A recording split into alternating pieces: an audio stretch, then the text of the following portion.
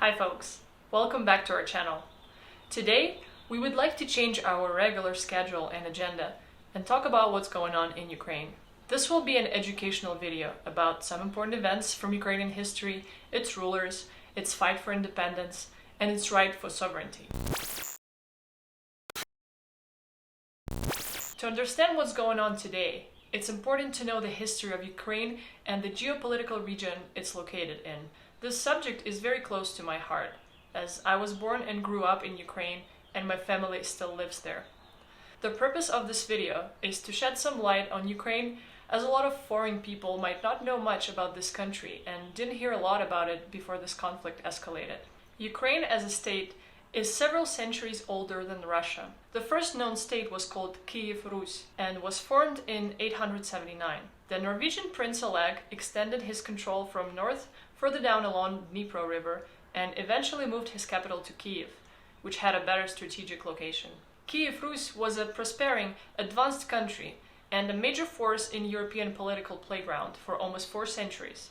During its zenith, Kievan Rus included territories of modern Moldova, Romania, Poland, Latvia, Lithuania, Estonia, Belarus, and Russia.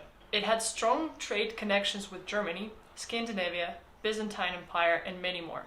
Kievan Rus was a feudal state, and similar to many other European countries, it struggled from feudal fragmentation. So somewhere around 12th century, the country started dividing into smaller kingdoms. In 1240, it also suffered drastically from Mongol invasion, and Kievan Rus as a united country ceased to exist, as well as Kiev lost its leading position as a center of Russian lands. Small kingdoms developed independently, occasionally fought between each other for control in the region, etc., the normal feudal interstate interactions. One of these kingdoms was Moscovia, or the Grand Duchy of Moscow. The capital was Moscow City, founded in 1147, which is 665 years later than Kiev. Just leaving it here for the reference. Because of Mongol invasion in the 13th century, a lot of former Rus kingdoms became vassals of Golden Horde, the empire formed by Mongol tribes and which later became Ottoman Empire, which in its turn became Turkey after World War I. So eventually, 2 strong kingdoms become more and more influential in the region: Grand Duchy of Moscow and Grand Duchy of Lithuania. By 15th, 16th century, they became rivalry states in the region and united other lands around them. Lithuania joins Poland and forms a federative union, a commonwealth, called Rzeczpospolita. Moscovia unites other Rus lands and becomes a centralized Russian state. So let's look at the map and see where both of these states are located. As you can see, Russian state was on the northeast and Rzeczpospolita was in the west. And you guessed it, Ukraine was right in between. Ukraine had a location that separated these 2 strong countries, and the influence in the region was very important for both. Sounds familiar, doesn't it? Russia versus the West, fight for Ukrainian influence? Anyway, at that time, Ukraine had a Cossack state. Cossacks were a democratic, self-governing, semi-military group that played an important role in Ukrainian history, national identity, and its forming as an independent state. The word Cossack literally means free man. Their state was called Cossack Hetmanat or Zaporizhska Sich in Ukrainian. They started off as fighters against Ottoman Empire. Due to their strategic location, they had multiple treaties with both Moscow and Lithuanian rulers to fight off Ottomans and Crimean Tatars from the south. The first conflict arose with the signing of Union of Brest in 1596. What was that about? Let's start with saying that Polish-Lithuanian Commonwealth, Rzeczpospolita, was a Catholic state. Moscovia, same as Cossack state, were Christian Orthodox. Before 1596, there were no major issues between Rzeczpospolita and the Cossacks, but signing of Union of Brest basically meant Catholicization and Polonization of Ukrainian lands. This eventually led to Cossack uprising of Hetman Bohdan Khmelnytsky in 1648. The rebellion lasted for about 9 years, and during this time, the most important event in Ukrainian-Russian relations happens. Being oppressed by foreign religion, Cossacks decided to seek help from a brotherly Orthodox nation. In 1654, in central Ukrainian town of Pereyaslav, Cossacks signed a treaty with the Russian Tsar. This treaty basically meant that Russian Tsar will guarantee geopolitical protection to Cossack state, and in return, Cossacks will provide their military services to Tsar while still keeping broad autonomy. The consequences of this treaty were strongly controversial and are still being debated by historians centuries later. The eventual aftermath was a peace treaty between Russia and Rzeczpospolita that divided Ukraine into left bank Ukraine, belonging to Russia, and the right bank Ukraine, belonging to Rzeczpospolita.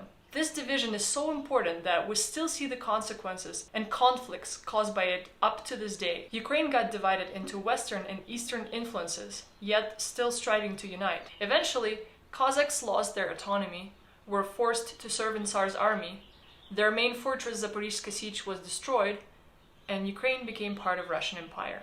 Wide Russification of Ukrainians began. From Russian perspective, Pereyaslav Council was a union of brotherly nations of Russia and Ukraine. From Ukrainian perspective, it was a lost chance of gaining independence. Half a century later, in 1709, Russian Tsar Peter the Great fought against Swedish Empire in a battle of Poltava. Ukrainian hetman Ivan Mazepa sided with Swedes in hope of getting out of Russian influence. Once again, views on this event differ from Russian and Ukrainian perspective. Russia saw it as a betrayal and breach of Pereyaslav Treaty. Russian Church even laid an anathema on Mazepa's name and still refuses to revoke it. Mentionings about him were removed from historic books up until 1991, when Ukraine gained its independence. Ukrainian side sees him as a hero, the first hetman since Pereyaslav Treaty who tried to unite left and right bank Ukraine and stand against the Tsar, who failed to abide by the treaty. The Tsar was supposed to protect Cossack homeland, but was busy expanding his own empire instead. Fun fact from that time, there's a version that modern Ukrainian flag was influenced by Swedish flag, because Mazepa wanted to incorporate the colors close to his ally. Some historians think that Ukrainian flag was formed centuries before this event, but it's an interesting theory. This was more than 300 years ago, and through that time, Ukraine was part of Russian Empire and constantly fought for its independence. In 1918, it got very close to gaining independence as Ukrainian National Republic, with first Ukrainian president Mikhailo Hrushevsky. The state was recognized as part of Brest Peace Treaty, but only by central countries, which is German, Ottoman, Austro-Hungarian empires, and Kingdom of Bulgaria. It didn't last long though, and in 1922, Ukraine became part of Soviet Union. Almost 70 years under Soviet rule, the republics, including Ukraine, suffered from oppression of national identities, statewide Russification, Stalin repressions of 1930s, and even genocide, 1932-33 famine, Holodomor, in Ukraine, Belarus, and Central Russia. In 1991, Soviet Union collapsed and 15 new independent states were formed, inheriting republican borders that they had during their time in USSR. I hope this gives you a better perspective on the long struggles that Ukraine went to finally gain its independence in 1991. Relative to diplomatic history, it is considered a young state, only 30 years old, but its history and national identity has formed and existed for centuries. It's a strong, willful nation. It loves and values its freedom, and it has every right to it. Ukraine is an independent sovereign state recognized by international community. One more interesting fact. Some people say that it's a small country in the Eastern Europe, but it's not that small. It is actually the biggest country in Europe. Can you imagine? Small country on the east is bigger than France. Now try to imagine the same level of invasion if it happened in the middle of Europe. Russian government these days seems to have manic ideas about rebuilding Soviet Union and forcing sovereign nations into this hybrid state. It started with annexing Crimea in 2014 and continues now with its brutal invasion. It all seems so familiar, doesn't it? So similar to what happened with Austria in 1938, the Anschluss, and later with invasion of Poland in 1939, which started with staged attack on Polish border. This is so familiar.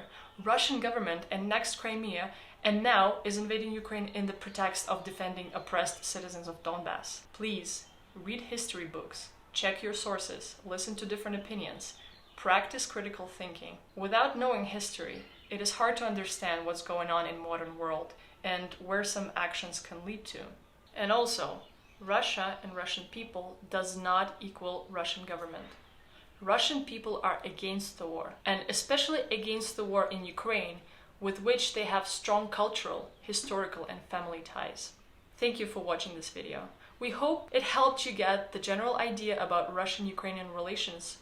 Please like this video and subscribe to our channel to see more educational videos like this and our videos about remote work, life, traveling, and their balance. Till next time.